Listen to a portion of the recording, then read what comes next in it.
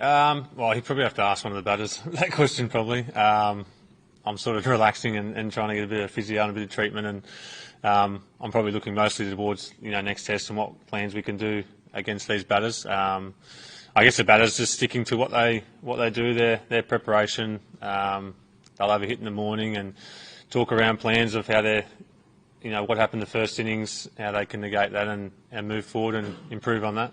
Jamie, I think in the first answer you mentioned something about Josh Hazlewood and what he said during the press conference. This is the exact quote of what Hazlewood said. He was asked about Australia's plan for day 4. What will they do with the bat in hand? This is how he started. You probably have to ask one of the batters that question. Probably, I'm sort of relaxing and trying to get a bit of treatment, and I'm looking mostly to next test.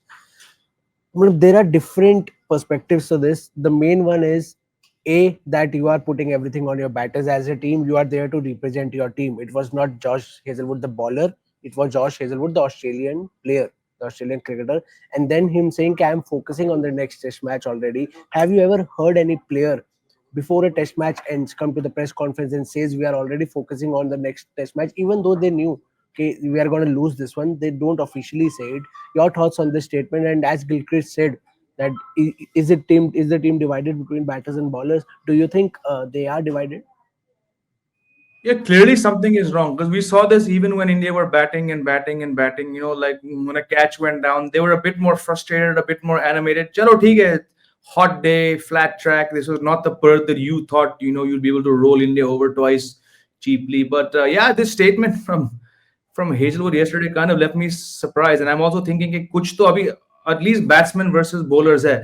Again, you can look at the conditions. Australia had the best of the bowling conditions on day 1 when they rolled India out for 150, and when they came back to bowl a second time around, it was a batter's track. And I think egos, like I mentioned, a lot of egos have been dented, because excuse me, collectively these 4 Australian bowlers have over 500 wickets. But when you get smashed like this, and then you saw the way they came out to bat. Harshit Rana inko bouncer by bouncer, dalta raha.